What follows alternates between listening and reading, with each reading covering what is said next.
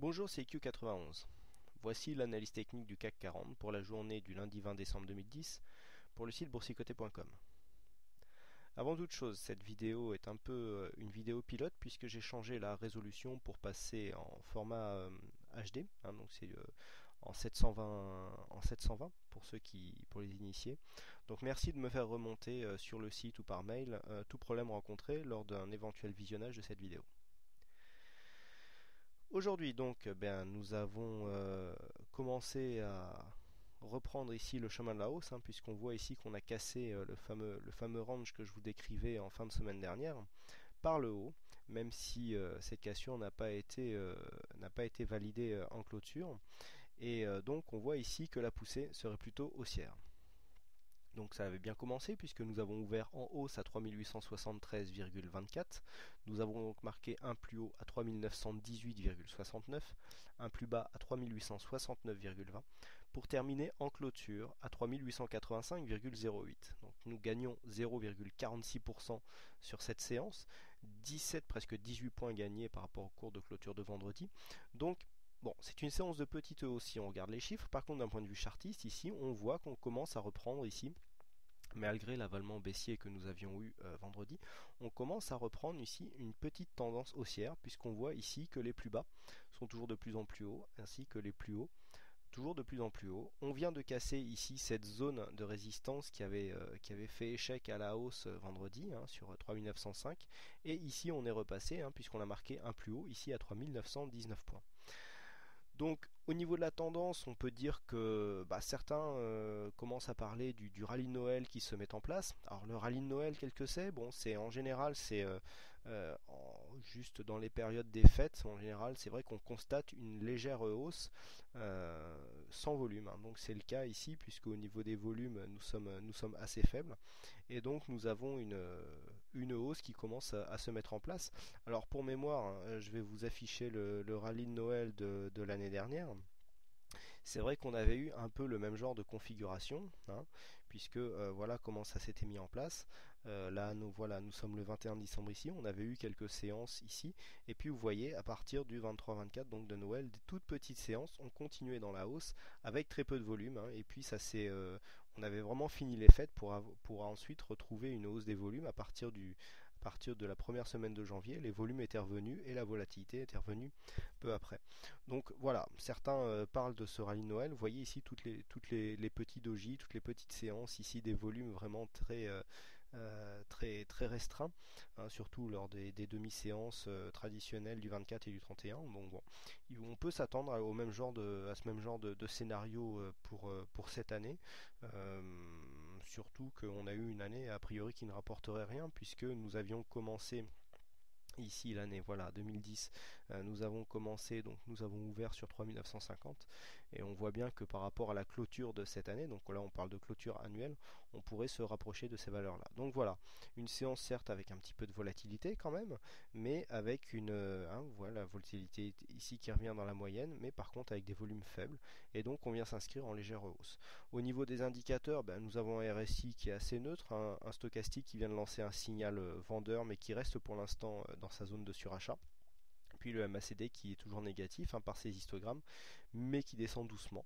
On l'a dit, donc des volumes inférieurs à la moyenne.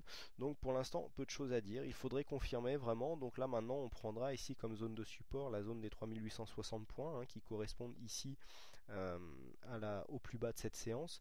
Ou alors si on veut, on peut avoir une première alerte ici sur les 3871 points qui ont bien servi de support ici sur cette séance, parce qu'on voit que en fait cette zone n'a rarement été franchie, sauf ici sur cette séance où nous l'avons franchi en clôture, mais ça a été invalidé dès aujourd'hui. Et puis sinon, vous voyez, on avait bien ici plafonné en dessous. Il y avait juste là, on avait ouvert au-dessus, mais on avait rapidement refranchi. Et vous voyez ici, on avait résistance, et puis là, hop, on a franchi, ça devient support. Donc, ça sera cette zone qui sera surveillée. Pas de signal. Si, bon, il y a toujours un signal, mais il est tellement ancien que je ne sais pas si on peut encore en parler. Donc pour ceux qui étaient restés overweek, donc depuis le signal de la semaine dernière, et bien ici on est venu valider. Donc c'était un signal à 880 si je ne m'abuse. Ici on est venu valider, donc il aurait fallu qu'on touche 930, on a touché 918, donc le stop est financé, tout ça. Je pense qu'il n'y a plus personne maintenant sur ce signal, donc je ne sais pas si c'est vraiment utile d'en parler. Du point de vue du Forex, bon, bah, la baisse continue, vous voyez, alors c'est assez intéressant le mouvement qu'on a en ce moment. Vous voyez, on a franchi ici cette résistance baissière à la hausse, et puis ensuite, avant de confirmer la sortie de tendance, on vient ici rechercher une zone de support. Alors, on n'est pas vraiment revenu sur la zone de la résistance baissière, mais vous voyez que la tendance ici, d'un point de vue du support, est vraiment parallèle à cette résistance, hein. On a vraiment un petit décalage, donc c'est assez intéressant. Pour l'instant, ça va dans le sens d'une continuité de la hausse, même si on est venu casser ici ces précédents plus bas. Donc il ne faudrait vraiment pas casser ici ce plus bas, à savoir les 1,2970, si on veut confirmer ici la cassure du trend, hein. Je vous rappelle donc le trend baissier, hein, qui part d'assez loin, voilà. Donc il faudrait vraiment ici, bon, si on vient casser le plus bas donc de ce trend, ça veut dire que la sortie haussière est invalidée. On peut encore rebondir et repartir à la hausse. On aura une validation du mouvement ici en dépassant les 1,35, hein, qui correspondent au plus haut que nous avons donc sur cette bougie. Donc voilà, d'un point de vue euro-dollar, donc on vient donc valider en gain le signal que nous avions laissé vendredi, puisque nous avions un signal en plan donc avec le stop qui avait été, donc c'était à la cassure des 1,3180 de mémoire, et donc 1,3180 on avait validé donc le stop, on avait financé le stop à 55, et aujourd'hui en venant toucher 1,3130 on est venu clôturer ce signal en gain, et puis on voit que les 1,3130 là qui ont servi ici comme zone de support ici sont en train de faire office de résistante. Vous voyez, après une tentative de reprise à la hausse, on est en train de s'essouffler là, hein. C'est assez visible puisque ici la bougie est en train de retomber. Donc voilà donc ce qu'on peut dire sur le Forex. Donc pour l'instant on peut continuer à longer ici cette résistance baissière et puis à s'en écarter pour repartir à la hausse, et donc on validera ici à la cassure de ce point des 1,35 qui est en fait le mouvement d'origine ici de la cassure suite à la hausse que nous avions eu ici mi-décembre.